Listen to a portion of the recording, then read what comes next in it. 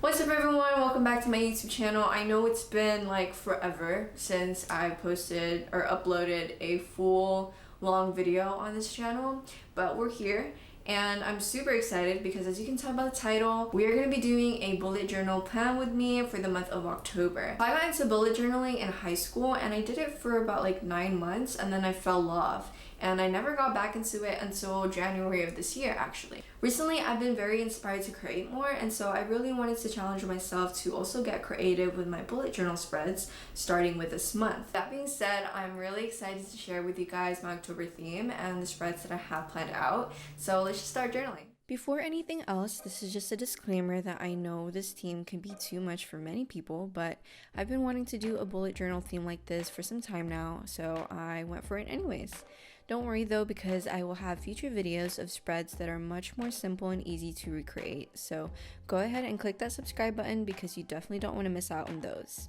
For this month, I decided to do a Soul Eater theme. If you don't know what that is, it's an anime, and it's of course based on a manga, but I actually haven't gotten around to reading it. I have heard though that the manga is better, which it usually is. Soul Eater isn't my favorite anime, but it's definitely my favorite to watch during this time of year because I absolutely love its Halloween aesthetic. It's pretty obvious that the anime is inspired by Halloween in many aspects, including the characters.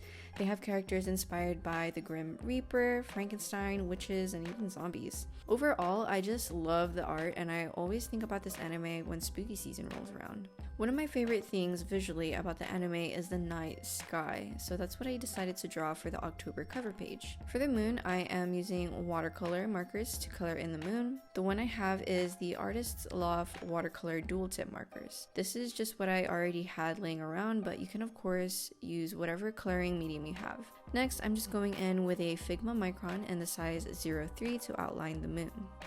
Around the moon, I am drawing clouds. I didn't have the exact color I wanted in markers, so that's why I'm using a colored pencil here. I would recommend using markers if you can, because for me, colored pencils are actually one of my least favorite mediums. I know that pencils give you a lot of control, but I don't know, I just find it tedious to work with and to make it look good, especially if you're impatient or you want to create a bullet journal spread really quickly, then I think using markers is the way to go. Since we are recreating the sky, I of course had to add some color to the background. In the anime, the night sky is purple, so that's the color that I will be using, and I also decided to use watercolor so that I can fade out the purple. For some reason, I thought that using watercolor would save me time, but it actually took me longer than if I were to just use a marker. And just so you know, the paper of my journal is not meant for watercolor, so I do expect some warping to happen. Oddly enough, I kind of like the feeling of warped paper after it has dried from being wet. I don't know, the texture is just very satisfying to me. I don't know if I'm the only one that feels that way, but I like it. It doesn't really bother me that much. After drawing my watercolor with the help of a blow dryer, I went in with my Tombow brush pen to write out October in all capital letters. Then I used a gel pen to create a highlighted drop shadow. You can't see it very well at first since it's wet, but it'll be more visible once it's dry. For the left side of the page, I decided to draw more of those purple clouds, and this is also where I will be adding a goals and achievements section.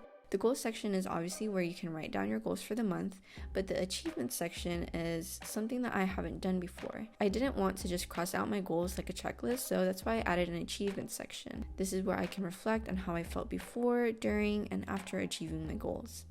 You can also add achievements that weren't planned but you were proud of anyways.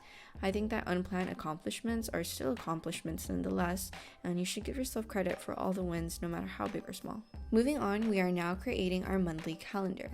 I didn't take up the entire 2 pages because I don't really have that much to write in my monthly calendar, but I did leave space on the right column for any additional notes that I can't fit in the boxes. If you are a busy person and have a lot going on, maybe you're a college student and you want to write down all of the due dates for assignments, exams, and readings, you can definitely make the boxes wider to make more room for you to write in. I'm using a dotted A5 journal, and you can see that there's still quite a bit of space where I can expand my calendar if I wanted to. For the days of the week, I decided to use a white gel pen so that you can see it better against the dark red color that I used. On the top left corner is where I am writing October, and I decided to draw the skull as the O. You actually see this symbol a lot in the anime as it's used to represent the Death, Weapon, and Meister Academy, which is the technical school that the main characters go to. A name that anybody would recognize this character as is the Grim Reaper, but in the anime he's known as Death or Lord Death. So his role was to basically maintain order in their world and to prevent chaos from happening. Then later he founded and became headmaster of the academy. He is an important figure in the anime, so I definitely had to incorporate him in this theme somehow. Now, this is where I realized that I messed up because what the hell is October? I tried not to be too hard on myself. Everything can't be perfect and mistakes happen all the time, so to fix this, I decided to cut out a piece from a spare A5 dotted craft journal to cover this up. I did have to double up on it so that you couldn't see the writing behind the piece of paper. I traced the edge of the skull drawing so that I can cut it out, and this way it'll be more seamless once I write out the rest of the letters. For the empty space on the bottom, I decided to draw a silhouette of Death City, which is where the anime takes place and where all the characters live. From what I saw, their architecture has a lot of pointy roofs and narrow, tall, cone-like roofs as well, so I made sure to include that in the drawing. Then on the bottom right corner, I drew a silhouette of the academy. Of course, we can just leave this as is, but me being the extra person that I am, I wanted some more of that purple in the background, similar to what we did on the cover page. This time around though, I decided to use a marker instead of using watercolor. Next is the habit and mood tracker. I'm huge on creating good habits because I believe good habits help you achieve long-term goals. So this is a must-have for me. Even earlier this year when I was just doing like the bare minimum bullet journaling, I still included a habit tracker. For this layout, I'm creating a mini calendar for each habit that I want to track. And if I complete that task, then I will X out the corresponding box. The habit tracker and mood tracker is inspired by one of the villains in anime, and her name is Arachne. I didn't know this before, but I looked it up, and apparently Arachne is also a character in Greek mythology. She was a mortal woman who was very skillful in weaving and challenged the Greek goddess Athena to a weaving contest. The tapestry she wove was very offensive to the gods, but her craftsmanship was perfect. Athena couldn't even deny that. Despite this, it still made Athena really angry, and she destroyed Arachne's tapestry and her loom, and then turned her into a spider for challenging the gods. I think it's pretty cool that Soul Eater even has characters inspired from Greek mythology. But yeah, that's what inspired me to create this spider web mood tracker. At the bottom of the habit page, I included Arachne's little minions in the anime and some spiders to represent her. I don't typically use mood trackers because I don't feel the need to track my mood, but I know many people do use them. So I made one anyways just in case any of you guys need some inspiration for an October mood tracker. Alright, so we finally made it to our weekly spread for the first week of October. On the left column, I included another mini calendar and an events bar where I can put my important events for the week that I want to remember. This can be anything from birthdays to due dates and appointments.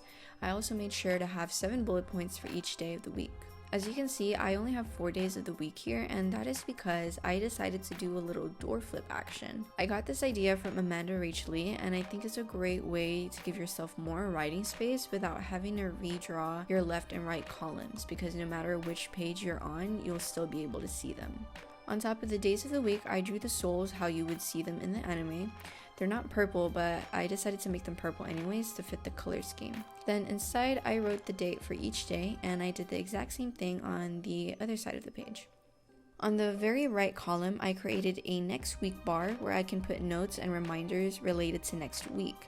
I do this because I always forget to look ahead in my planner, which is not ideal for things that you need to work on ahead of time. So if you're like me, this can be very useful if you have big due dates coming up, exams you need to study for, or even trips that you have to pack for. This spread is inspired by Medusa Gorgon, which is a main villain in the show. She has these twin snake tattoos on her arms, so I decided to draw that on the empty spaces. At the bottom, I drew the same design front and back so that it would still connect whether or not the page was flipped. And here is the final flip through. I really hope you guys enjoyed the video. For those who haven't watched Soul Eater or are not anime fans, I hope you guys still got some inspiration for an October spread. I tried to choose things that were still universal in terms of giving, like the spooky vibe. So a lot of things in the theme can still work for you even if you weren't doing a whole Soul Eater theme. For the rest of October, I will be uploading the weekly spreads, so follow me on all my social media so you can see the other weekly spreads I create. Also, if you have any ideas for future videos or bullet journal themes, you are more than welcome to leave them in the comment section below. And yeah, that's all I have for you. I hope you guys have a wonderful day, and I'll see you guys next time.